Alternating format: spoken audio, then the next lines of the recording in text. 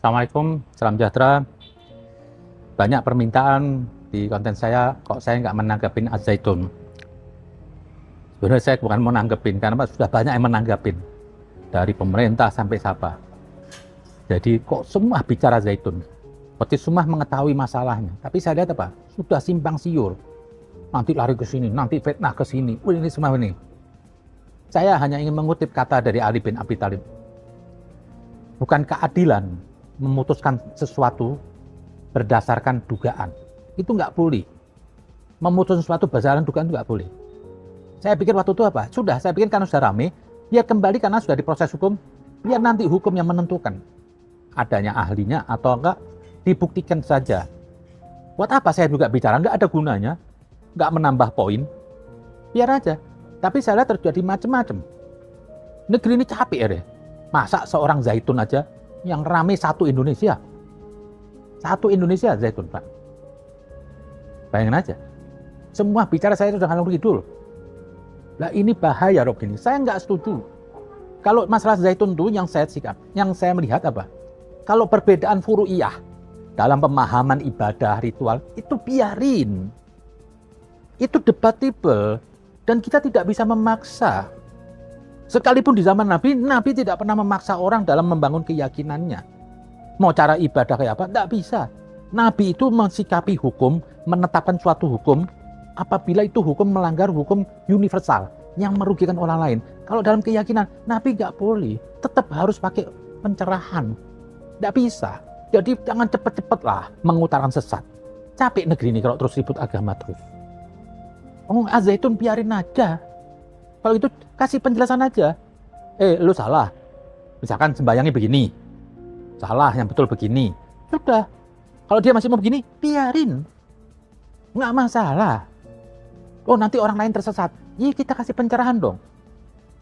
Keilmuan balance dengan keilmuan. Tidak bisa dibilang ini dikenasi penista agama. Udah biarin. Dia mau mengatakan Al-Quran, kalamnya Panji Gumilang, biarin cuma dia. Tetap kita lawan aja dengan ilmu. Beda kalau dari Az-Zaitun itu melahirkan muridnya bisa mengancam NKRI. Dari Az-Zaitun muridnya bisa membunuh orang lain atau bisa merugikan orang lain. Ini yang perlu kita tangkepin Az-Zaitun. Itu apa? Tugasnya polisi. Dari polisi itu ada juga Densus, ada BNPT. Kita serang kepada mereka. Mereka yang lebih tahu. Kita ini nggak tahu, nggak usah banyak ngoceh lah. Kadang-kadang kita ini kok lebih hebat kadang-kadang. Lebih mau dari segala-galanya, nilai ini. Ya kayak orang nonton bola lah. Kadang-kadang lebih hebat daripada pemainnya. Itu kan semua. Ini rame semua. Akhirnya saya tangkepin di sini. Dan satu lagi apa? Saya mau tangkepin satu. Biasanya sebagai orang yang concern di radikalisme, jujur, ada yang mendukung perjuangan saya. Dari tokoh-tokoh yang masih mau turun ke bawah. Masih mau memikirkan negeri ini. Banyaklah orang tuh pensiun, tokoh, tapi cuma mikirin dirinya sendiri. Untuk mikirin apa? Maaf, harta yang ada. Banyak. Dan sedikit tokoh itu. Dan ada salah satu tokoh yang terus dikriminalisasi. Yang dia mendukung saya, melawan radikalisme. Itu adalah Bapak Hendro Priyono.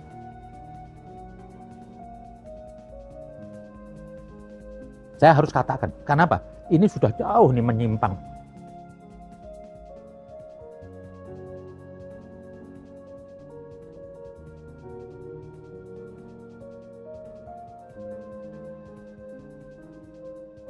Tuduhan kecil lah kalau saya lihat. Nggak boleh dibenarkan itu. Dengan asumsi, tuduhan macam-macam. Kenapa saya bilang enggak? Karena saya tuh tiap hari sampai ini hari, orang yang mendukung saya itu melawan radikalisme, itu adalah Pak Hendro Priyono. Dia kepingin negeri ini NKRI, dan itu ada bukti-bukti faktanya. Banyak jenderal cuma diem, cuma jenderal Hendro Priyono yang masih aktif memikirkan negeri ini apa? Dari serangan radikal. Dia pernah sekali mengkritisi Arab.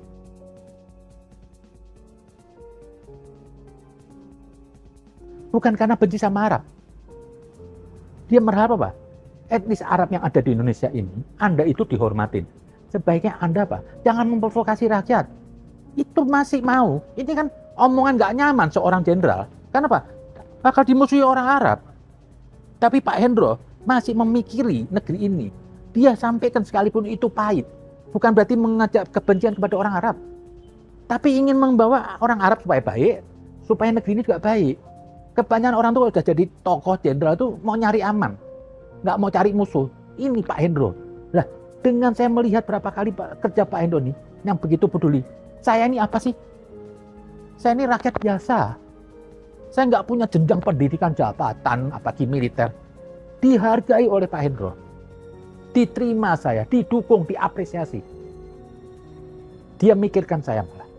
Lah, begini kok saya nggak boleh diem dong. Kok dikriminalisasi katanya Pak Hendro di belakang Al-Zaitun. Pak Hendro itu kenal Al-Zaitun pada saat itu presidennya B.J. Habibie. Dipinta B.J. Habibie untuk meresmikan Al-Zaitun. Setelah diolah oleh Menteri Agama pada saat itu, ternyata ini kita bilang pesantrennya apa? Aman-aman aja. Diutuslah Pak Hendro pergi ke sana. Itulah baru kenal Panji Gumilang. Dan pernah sekali waktu Pak Hendro pidato pada saat itu, wajar lah. Siapa sih orang yang ngelihat pondok pesantren sebesar Zaitun nggak memuji? Ya orang gendeng. Sampai sekarang aja pondok terbesar itu. Mewah, hebat. Uangnya elit lah. Jadi ini mungkin banyak orang yang mau berebut kali. Kalau Al-Zaitun ini diambil sama pemerintah, nggak tahu siapa yang berebut nih. Karena ini sudah tempat aset yang hebat. Dan nggak salah lah. Masa saya diundang ke Al-Zaitun, saya ceramah, ini masjid Yayasan Bangsat.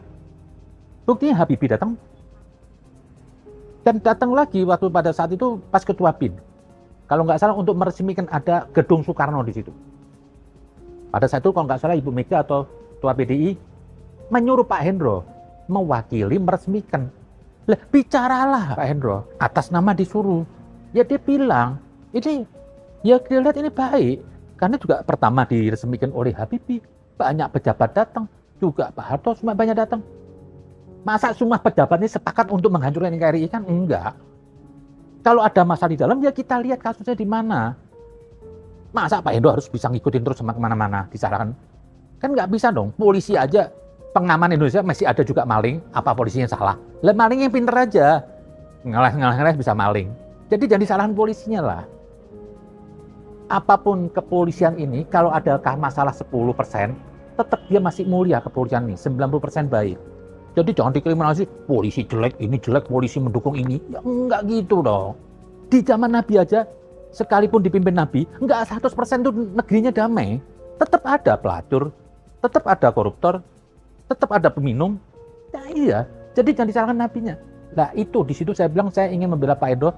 Yang dilihat baik, masa didiamkan? Dia make up wajar dong. Saya lihat jasa Pak Hendro ini besar. Masih hidupnya tiap hari dipikirin untuk bangsa ini. Kalau ngomong itu tertib Pak Hendro, ya karena bekas Intel ya. Bahasanya sopan, enak didengar.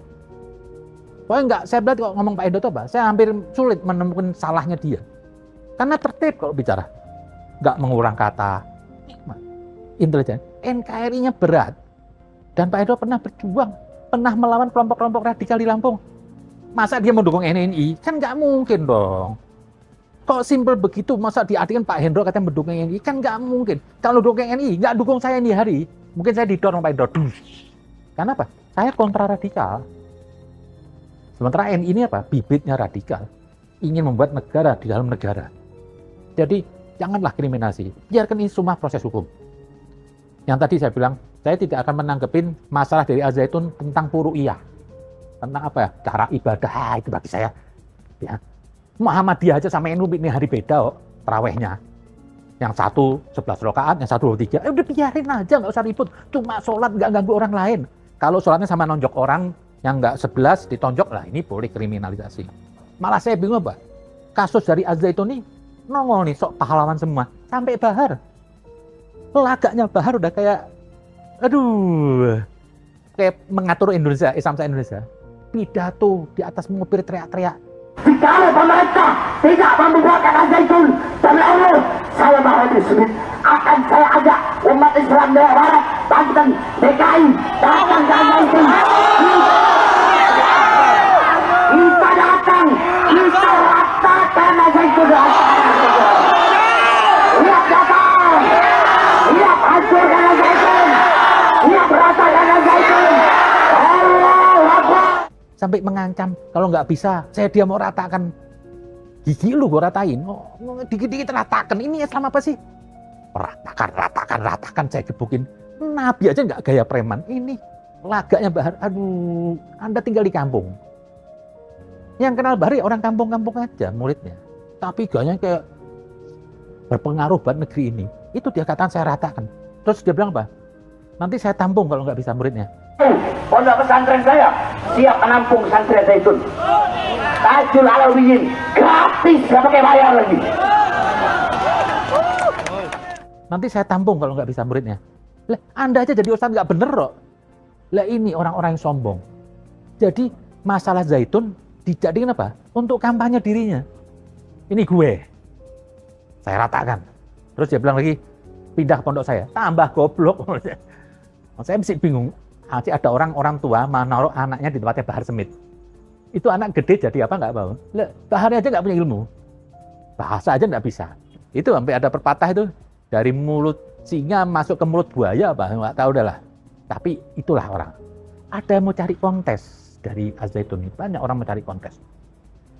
Nah ini saya baru bicara sekarang tuh karena apa? Saya nggak males, saya mau bicara. Biar ini proses pemerintah. Dan jangan kriminal. Sudah, jangan nyerang nanti Muldoko ini. Jadi kacau di negeri ini. Bahaya loh. Malah saya khawatir apa? Kondisi begini ini apa? Bisa dimanfaatkan oleh musuh. Kebencian terus. Diadu domba. Saya lihat Islam saat ini lagi banyak friksi nih. Ingin diadu domba terus. Isu Habib ganti. Isu Zaitun. Nanti apalagi ganti. Ini mau diseret. Karena apa? Dia ingin menyerang terus. Ingin diadu domba. Karena ada kekuatan besar di sini. NU ingin digesek, diseret-seret. Itu yang saya takutkan. Kita ikutlah tokoh-tokoh NU yang sudah terdahulu. Yang lebih hebat lah daripada kiai-kiai NU sekarang ini. Yang dulu aja dakwahnya damai. Masuk sekarang ada orang mengatasnamakan NU mau nyerang-nyerang hal-hal yang urusan gak penting. Itu aja. Masalah Az-Zaitun ini biarkan pemerintah yang mengadili. Kita tidak usah ikut campur. Saya cuma hanya minta kepada umat Islam. Jangan cepat menuduh orang sesat, menuduh kafir. Itu hak milik wilayah Tuhan. Dan sudah jelas dalam Al-Quran ayatnya. Hanya Tuhan yang tahu siapa yang tersesat. Dan hanya Tuhan yang tahu siapa yang mendapat petunjuk, maksudnya kebenaran. Jadi jangan mudah kita menuduh orang sesat. Dia masih sama-sama Islam. Dan kita ini semua agama yang kita yakinin dalam diri kita bukan mewakili kesempurnaan. Ini persepsi yang relatif. Nggak ada bisa mewakili saya sudah suci. Saya mewakili Islamnya Tuhan. Nggak ada. Ini semua persepsi, mau agamanya apapun. Semua persepsi manusia yang relatif. Makanya pecah-pecah. Jadi nggak perlu merasa sok suci, maling alim, cepat-cepat menuduh ini aliran sesat. Nggak usah. Saya aja ini belum tentu 100% benar Islamnya. Ini masih cuma pembelajaran aja. Dan nggak usah merasa paling suci. Andaikan Tuhan memperlakukan manusia dengan keadilan tanpa karunia dan maafnya, tanpa maafnya, mungkin ini semua manusia ke neraka. Kenapa? Lebih banyak maksiatnya daripada taatnya. Sekalipun yang bersorban. Terima kasih. Assalamualaikum.